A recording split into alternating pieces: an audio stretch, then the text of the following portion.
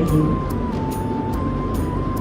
اپنے پروگرام اسلام کی کہانی میری زبانی کے ساتھ شگفتہ زیدی حاضر خدمت ہے۔ ایران کے شہر مشہد کے اندر ایک مسجد ہے جس کا نام ہے مسجد گوہر شاد۔ اس مسجد کی کہانی یوں بیان کی جاتی ہے کہ یہ ملکہ گوہر شاد نے بنوائی اور کہا کہ اس کا دل چاہتا تھا کہ اس کی بنائی ہوئی مسجد ایک شاہکار ہو پوری دنیا کے اندر۔ اس نے بڑے اعلیٰ کاریگر مزدور اکٹھے کی ایک ٹیم بنائی اور اس مسجد کی تعمیر شروع ہو گئی۔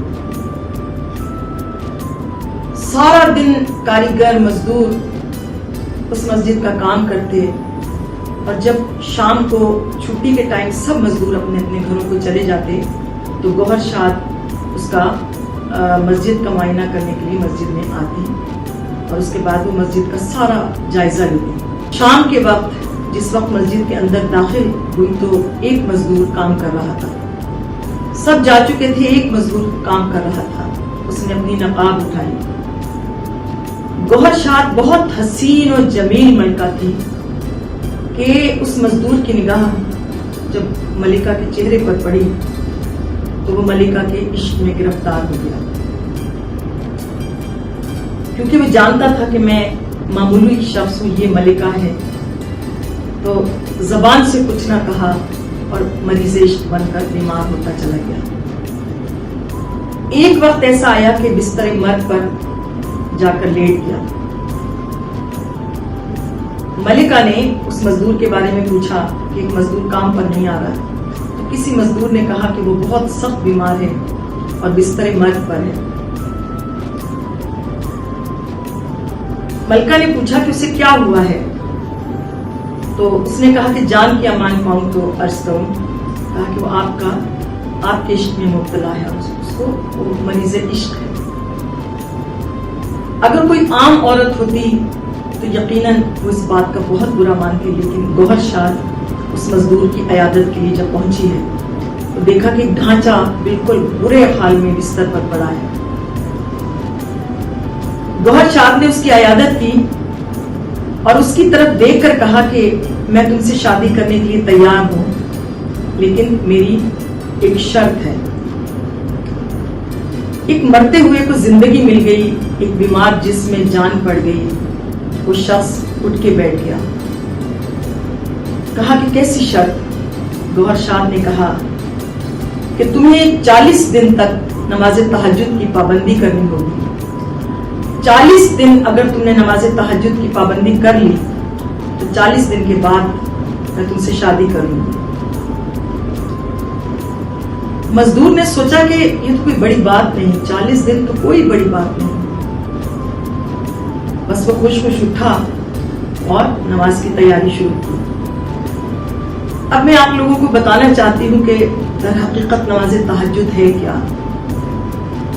جتنے بھی بڑے بڑے علماء ہیں، بڑے بڑے متقی نماز تہجد پڑھنے والے، وہ کہتے ہیں کہ نماز تہجد وہ نماز ہے کہ جو دل کی اذان پر پڑھی جاتی ہے، اور جو نماز تہجد پڑھتے ہیں رات کے خاص پہر میں اٹھ کے نماز پڑھتے ہیں تو ان کو معلوم ہے کہ جس وقت وہ نماز پر کھڑے ہو کر اللہ اکبر کہتے ہیں تو میں یہ سوچتی ہوں کہ ایسا لگتا ہے کہ جیسے میرا رب میرے سامنے ہے اور میں اپنے رب سے ہم کلام ہوں۔ اس وقت دنیا کے سارے لوگ خاموش ہیں، رات کا پہر ہے، خاموشی ہے، صرف میرا پروردگار ہے، میں ہوں اور وہ میری دعا کو سن رہا ہے۔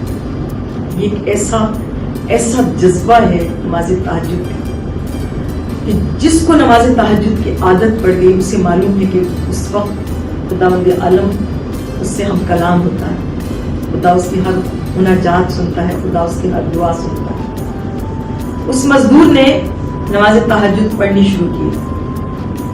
40 دن تو بہت دور کی بات ہے، اس نے 1 ہفتہ بھی ابھی پورا نہیں کیا تھا کہ اب جب وہ نماز کے لیے کھڑا ہوتا، اللہ اکبر کہتا، تو اسے ایسا لگتا ہے جیسے اس کا رب اس کے سامنے ہے، اس کا بنانے والا خالق اس کے سامنے ہے، اس کا کا اللہ اس کی مناجات کو سن رہا ہے. نہ جانے یہ کیسی نماز تھی, یہ کیسی دعا تھی, کیسی مناجات تھی کہ جس نے اس مزدور کے دل کو بدل دیا. اور یاد رکھیے کہ جس کو وہ رب مل جائے پھر اسے دنیا کی کسی چیز کی ضرورت نہیں. مزدور بس نماز تہجد ادا کرتا رہا. جب 40 دن پورے ہو گئے تو وہ ملکہ مسکراتی ہوئی آئی اور کہا کہ میں ان سے شادی کرنے کے لیے تیار ہوں.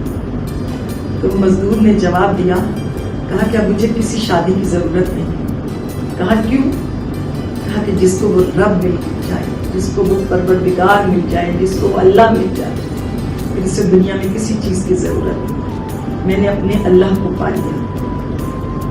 اور جس نے جو اپنے اللہ کو پا لیتا ہے پھر اسے دنیا کی کسی چیز کی خواہش نہیں ہوتی, نہ مال کی, نہ دولت کی, کسی چیز کی خواہش نہیں رہتی.